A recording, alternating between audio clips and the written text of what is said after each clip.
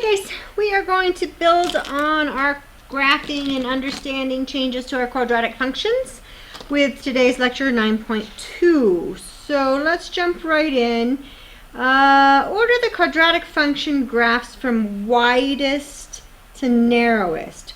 Remember, the widest has the smallest a value, absolute value of a.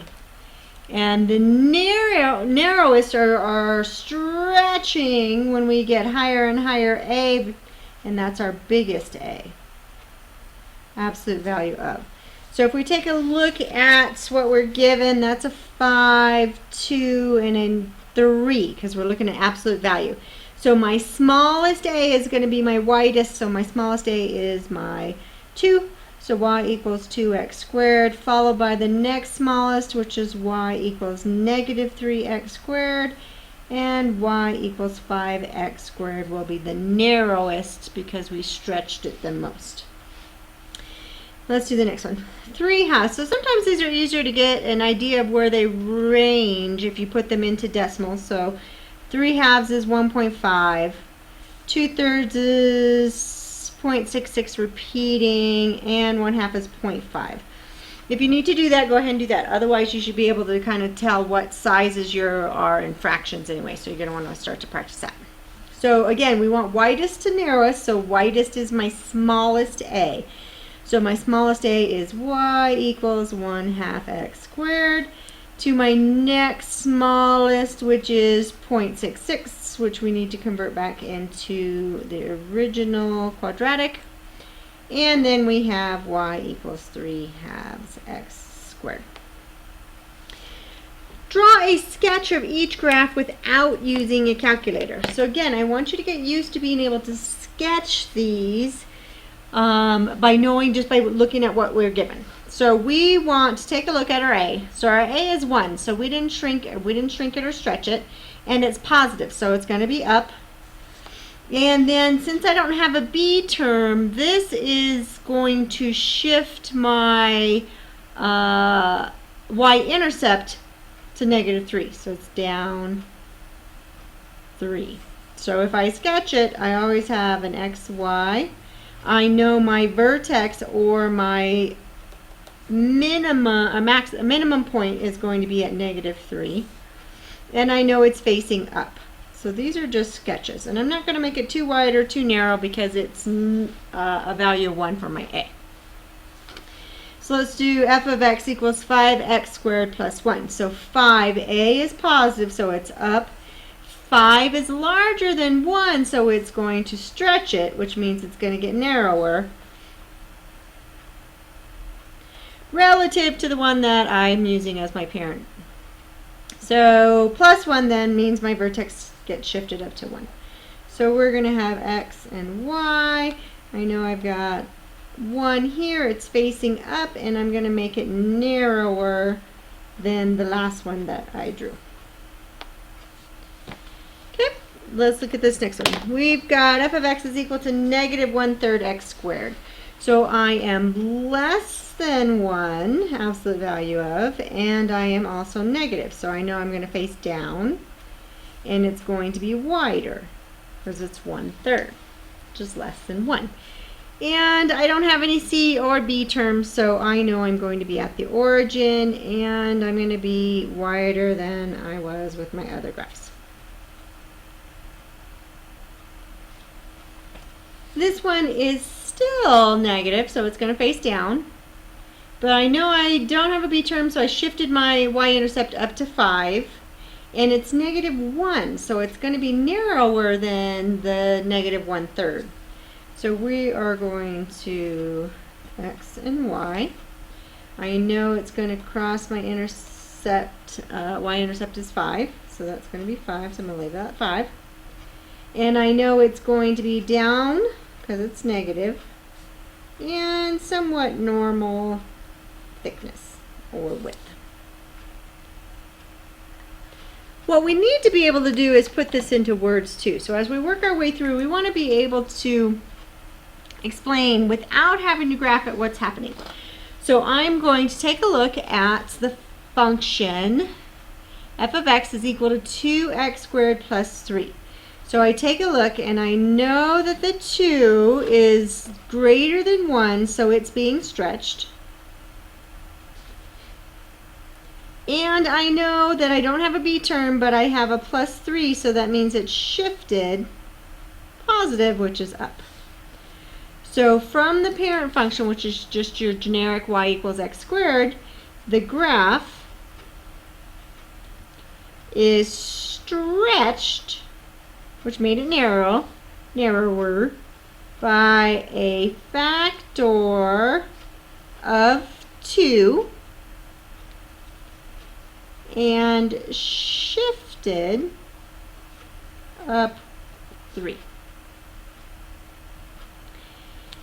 So it's always a good idea to take little notes before you start writing your stuff. So I've got a negative, so it's flipped over or down. It's 1/2, so it's less than 1, so it shrunk.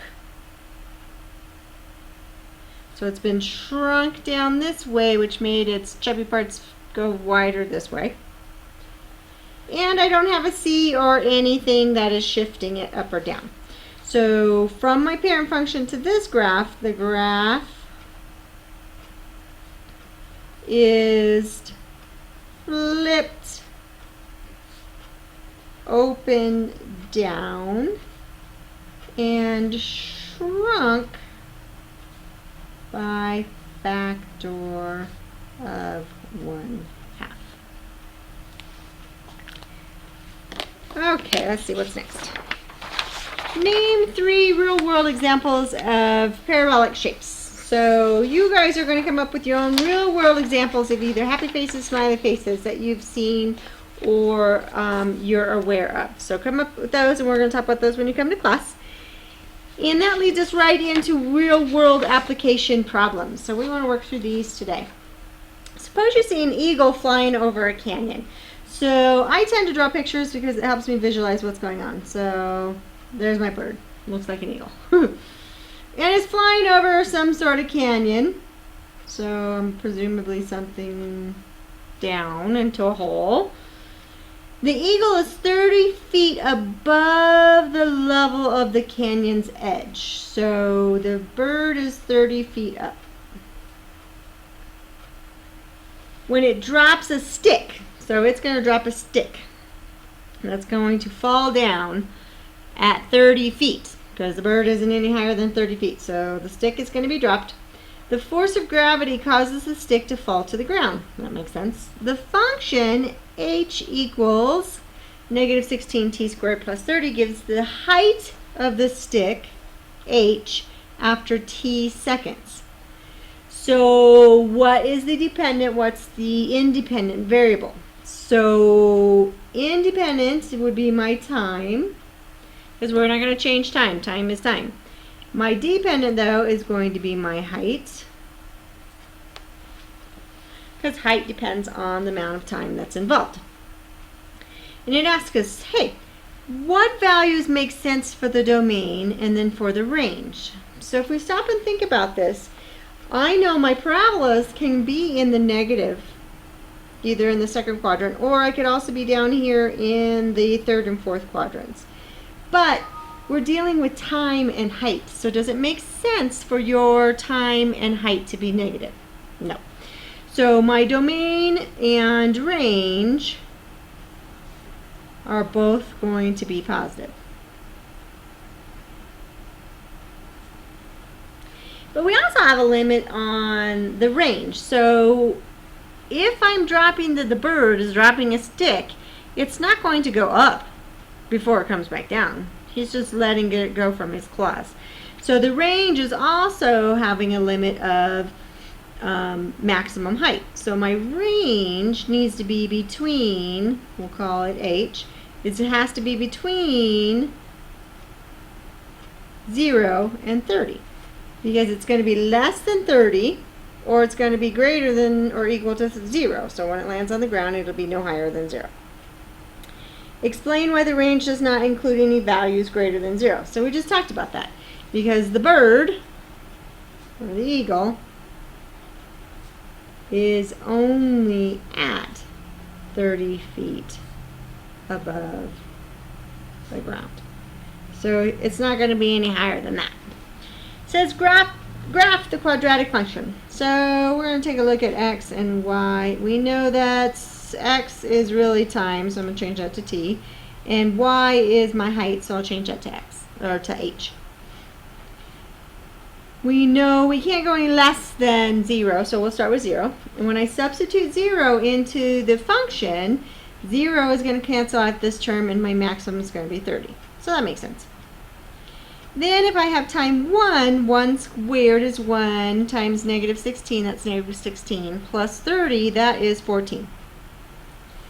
And then at time of t 2 seconds, because time is in seconds, 2 seconds, 2 times 2 is 4, times negative 16 plus 30, I end up with a negative 34. So what does that mean? That just means that, hey, somewhere between 1 and 2 seconds, it hit the ground. Because after 1 second, when I get up to 2 seconds, I'm below the ground, which doesn't make any sense. So when I go to graph these, I'm going to ignore these 1, 2, 3s over here, and we're going to call this 5, 10, 15, 20, 25, 30. We'll call them by 5s. So if that's 5, 10, 15, 20, 25, 30, so there's 30. So at time 0, I'm at 30. The stick's at 30. At time 1, the stick's at about 15. So 5, 10, almost 15. And then at time 2, it's negative. So I can take a look at my graph and see that somewhere between 1 and 2 seconds. So it takes between 1 and 1.5 seconds to hit the ground. What we're going to see is that this function is very common when we're dealing with these problems, and we'll talk about why that is when we're in class. So let's take a look at the next one. Suppose that a pizza must fit into a box with a base that is 12 inches long and 12 inches wide. So again, I'm going to sketch a picture real fast. So I have a pizza. It needs to fit in a box. My maximum size will be the whole, whatever can fit in the whole box. And it's asking us, hey, you can use the quadratic function, area equals pi r squared, to find the area of a pizza in terms of its radius. So we can figure out what the maximum size pizza is. So again, the radius is half the distance of the diameter, and all the way across is 12, so my radius must be 6.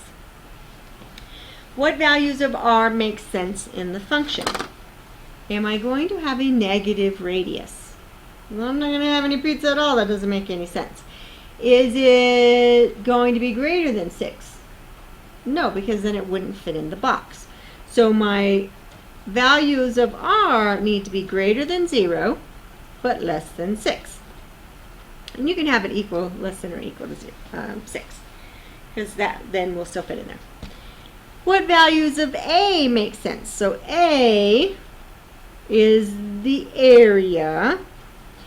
The area is the y term, so a is the y. So it is the range. So if max r is 6,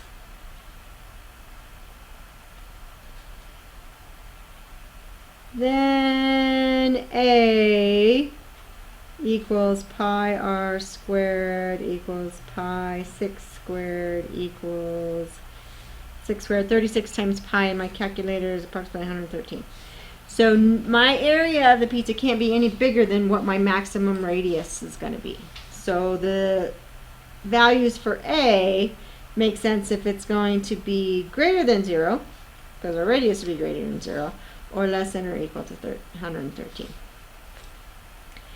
So let's go ahead and graph the function. So I know that